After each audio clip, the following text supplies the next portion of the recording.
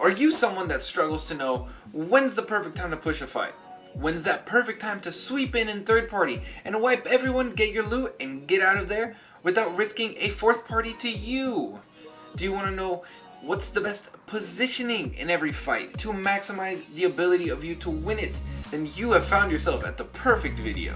So let's go in, let's talk about it, and let's get into this.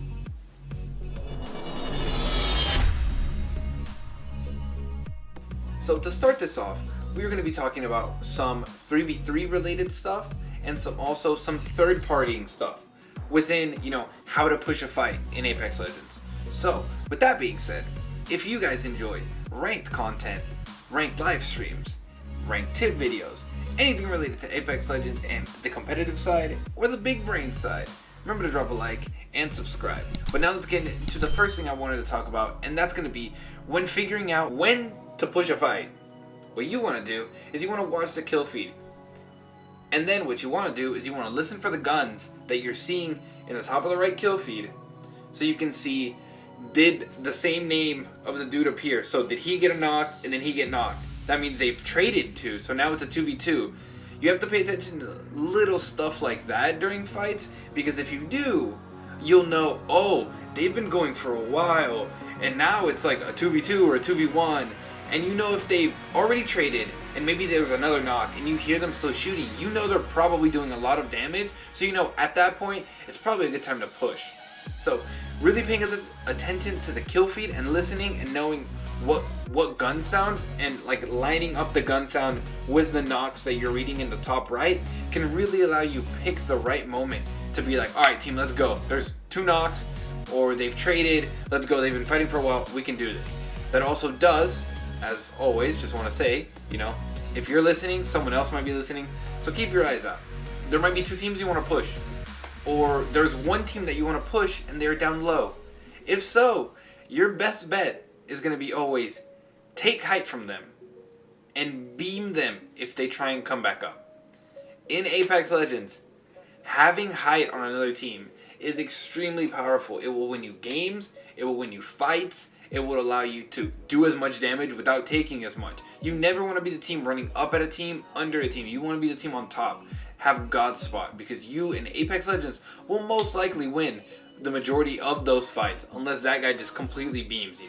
But you never want to catch yourself for too long at a low point in the map, because it is very easy for getting you killed. So if there's a team you want to push, if you hear a fight going on, try and make sure you keep the height on them, and then so you can look down on the fight. Also, make sure your back is covered and go from there.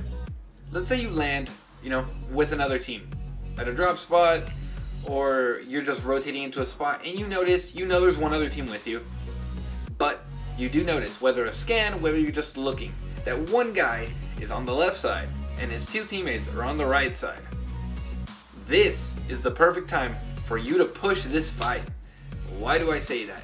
Because he is away from his team. So if you can get your team to maybe Octane, jump pad over there, or just in general just run towards it, you're going to be able to isolate him, kill him, and then make it a 3v2, which in theory makes it easier for you guys to wipe that squad. So if you do notice that one guy is just away from his other teammates, that means they're probably not communicating well and they're probably disorganized, but you take that advantage, you get that kill point, and you make it a 3v2, and either that team's going to run away, or they're going to try and full send you and do what they can. But usually if you can take that advantage, that is something that you can take into pubs and into any level of rank. The ability of being able to isolate one guy, 2v1 him, or something of that nature, get him out of the game and make it a 3v2 is a very power move in Apex. Another tactic along the lines of jumping on a third that maybe has strayed away from his team too much is a tactic of team shooting, where you guys see maybe that one of the guys on the other team of the three isn't paying attention or standing out in the open or is very vulnerable. So you call him out, you tell your teammates to shoot on three, and then you count it down. You say 3, 2, 1, go. And your teammates and you should all three shoot one guy. And again, along the same lines of isolating one guy, you're making it again a 3v2, and at that point that is the perfect time to push the fight. Just like when you isolated the guy and you were able to pounce on it, make it a 3v2, that's the perfect time to take the fight because you have the numbers advantage of health and the numbers advantage of bodies. So those are the very good openings that you need to push and take advantage of because that's exactly what you want to do. And team shooting, like I just described, is an extremely powerful tool that everyone, including the pros, do. You will see it anytime that you watch any of the big streamers play. They will team shoot all the time.